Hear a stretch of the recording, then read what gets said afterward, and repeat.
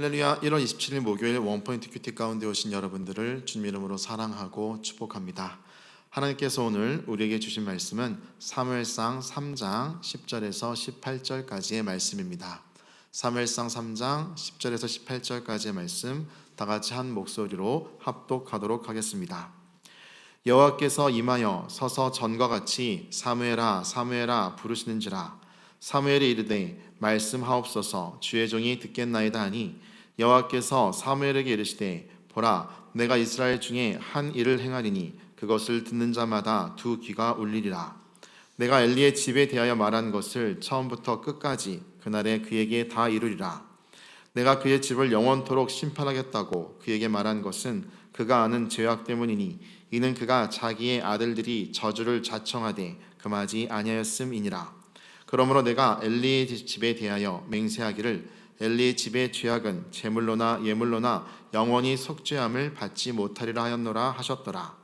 사무엘이 아침까지 누웠다가 여호와의 집의 문을 열었으나 그 이상을 엘리에게 알게 하기를 두려워하더니 엘리가 사무엘을 불러 이르되 내 아들 사무엘아 하니 그가 대답하되 내가 여기 있나이다 하니 그가 이르되 내게 무엇을 말씀하셨느냐 청하노니 내게 숨기지 말라. 내게 말씀하신 모든 것을 하나라도 숨기면 하나님이 내게 벌을 내리시고 또 내리시기를 원하노라 하는지라. 사무엘이 그것을 그에게 자세히 말하고 조금도 숨기지 아니하니 그가 이르되 이는 여호와이시니 선하신 대로 하실 것이니라 하니라. 아멘. 이 시간 하나님이 말씀하시고 싶은 사람 이런 제목으로 목사님께서 말씀 전해주시겠습니다. 할렐루야. 우리 날마다 큐티의 제목은 제가 잡는 것은 아니고 큐티 편집부에서 잡습니다만은 오늘 어떤 것은 본문하고 잘 맞는 것도 있고 어떤 것은 또 본문하고 조금 또 다를 수도 있는 것도 간혹 있기도 한데 오늘 하나님이 말씀하고 싶은 사람 괜찮은 제목이에요. 하나님이 누구한테 말씀하고 싶을까?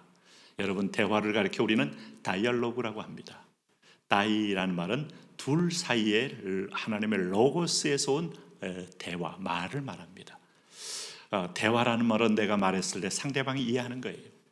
우리가 청소년들이 많은 문제를 경험해요. 근데 그 문제를 겪고 격동의 시대를 살아가면서 누구한테 문제를 상담하느냐 했더니 제일 많은 것이 친구입니다. 그 다음에 부모입니다. 세 번째가 형제들입니다. 그러니까 한 30-40%는 친구하고 대화합니다. 왜 친구하고 대화할까요? 친구라고 해서 위험성이 없나요? 내 비밀을 알고 소문될 가능성이 더 높아요. 그럼에도 불구하고 친구는 공감성이 커요. 그의 입장이나 내 입장이나 그가 당하는 느낌이나 내 느낌이나 설명할 수 없는 말만 해도 바로 이해할 수 있는 공감성이 커요. 그러니까 대화가 된다 이 말입니다. 사랑은 부모가 하잖아요. 벌써 세대 차이가 있어요.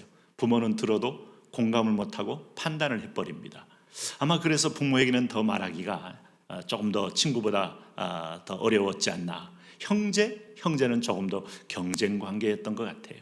그래서 들으면 오히려 형은 형대로 동생을 야단을 치고 오히려 부모한테 얘기할 수도 있고 그리고 그것을 때로는 조롱할 수도 있죠. 그래서 형제는 은연히 보니까 비밀을 얘기하는 상대는 아닌 것이 청소년들의 어떤 통계에서 나온 것을 봤습니다. 여러분 누구하고 하나님도 대화하기를 원할까요? 내 말을 듣겠다고 하는 사람입니다. 자, 죄송하지만은 저는 설교자예요. 때로는 어느 집회에 가서 이렇게 초대를 받아 말씀할 때 사모하는 분들에게는 말씀이 기름 부음이 임쳐요. 근데 오늘 그렇게 사모하는 마음이 없는 곳에는 이 말씀은 여러분 제가 준비한 말씀의 50%도 제대로 전달이 되지 못하는 경우도 있어요. 그거예요. 여러분 참 놀라운 얘기죠. 시너지입니다. 하나님은 교통하기를 원해요. 하나님은 막힌 분이 아닙니다. 언어를 창조하는 분은 언어를 듣는 대상을 만들기 위해서 바로 영적인 존재인 저와 여러분을 만들었어요.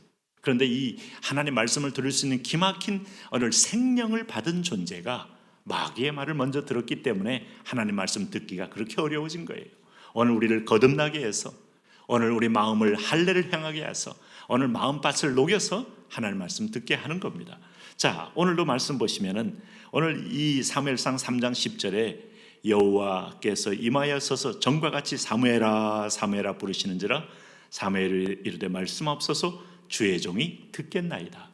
자, 엘리의 마지막 유언 같은 주님이 부르셨으니, 여호와가 부르셨으니 주여 말씀하옵소서 주의 종이 듣겠나이다 하라 한 말대로 사무엘은 순종형의 사람이고, 또 엘리가 말씀을 듣지 못할 때 사무엘은 여호와를 성전에 있으면서 여호와를 섬겼더라. 이 말은 이전에 엘리가 듣지 못할 때 하나님 말씀을 듣고 여호와를 섬기는 이 모세 오경의 말씀이야말로 생명의 줄이라는 걸 깨달았다는 거죠. 어린아이 무시하지 마세요. 영아부, 유년부, 초등부 무시하지 마세요. 어른들이 말씀 못 듣고 허둥지둥될 때 이 아이들이 말씀 듣고 예수님께로 가면 찬송 부르고 하나님께 저금통을 가지고 오늘도 동전 넣어가면서 성경금하고 그리고 나서 친구들에게 전도할래요 하는 순종 때문에 하나님의 호흡이 열리고 하나님의 어떤 마음의 영적 순환이 일어나는 축복의 하나님의 대화의 상대자가 될 수 있습니다. 네? 우리는 우리의 수준의 사람을 만나려고 하는데 하나님은 하나님의 호흡을 감당하는 하나님의 영적 통로를 만들기 원하시는 거예요. 이거 찾기 위해서 하나님은 지금도 거룩한 드론을 띄우시는 거예요. 여호와의 눈은 온 땅을 두루두루 살피사 자기를 향하여 전심으로 자기를 찾는 자를 하나님은 찾으시는 이유가 뭘까? 대화하기 위해서. 대화라는 말은 뭘까요? 순종을 통하여 영광을 얻으시고 누리기 위해서. 자, 이럴 때 하나님께서 사무엘에게 한 말씀은 내 말을 듣지 않는 것에 대한 비극을 한 번 더 강조합니다. 11절 말씀에 내가 이스라엘 중에 한 일을 행하리니 그것을 듣는 자마다 두 귀가 울리리라. 여러분, 두 귀가 울린다는 말이 무슨 뜻이겠어요? 듣고 놀란다는 뜻입니다. 귀가 찌릿할 만큼 아주 공포스러운 어떤 열매를 보게 될 것이다. 세계 역사를 살펴보면 우리는 세계 군웅할과하는 제왕과 절대 권력자를 보면 그 마지막과 말미가 비참한 걸 보면서 귀가 쫑긋해집니다. 천상천하 유아 독전으로 오직 사람을 죽이고 하는 모든 권세를 가진 자들의 말로들이 결국은 비참하게 끝나는 걸 보면서 귀가 쫑긋해집니다. 그것 때문에 그것도 모르고 불나방처럼 권력의 최종점을 향하여 미친 듯이 달려간 그들의 모습 보면서 어리석음에 귀가 쫑긋해집니다. 자, 우리 주변에도 보니까 사기를 치든 뭘 하든 결국 말로가 비극적이 되고 감옥에 가게 되고 또 그것으로 인하여 회개하지 않는 인생은 이 땅 가운데도 결국은 뭐 사기를 치고 뭐 어디 주례랑을 야반 도주를 했다 해도 마지막에 그 사람의 인생의 말미를 한번 추적해 보면 결국은 비극적으로 끝나는 경우가 너무 많아요. 네? 아마 더 정확할 겁니다. 왜요? 하나님이 아직도 이 땅을 다스리고 계시기 때문에 악인도 하나님이 너무 교만하고 완악하면 그 열매를 따게 합니다. 열매를 따게 해요. 이 땅에서 믿는 자와 안 믿는 자에게 통하는 하나의 말씀 하나가 그겁니다. 심은 대로 걷는다는 거예요. 그러면 내가 악을 심었을 때 악을 걷지 않기 위해서 뭘 해야 돼요? 회개. 믿는 자에게 특권은 회개할 수 있는 특권이 있다는 특징이죠. 근데 사무엘, 오늘 엘리는 이런 부분에서 내가 자녀 교육 문제, 하나님 최우선성의 문제, 별로 그렇게 외부에 볼 때는 그렇게 큰 심각한 죄가 아닌 것처럼 보였어도 사실은 그 열매는 엄청났다.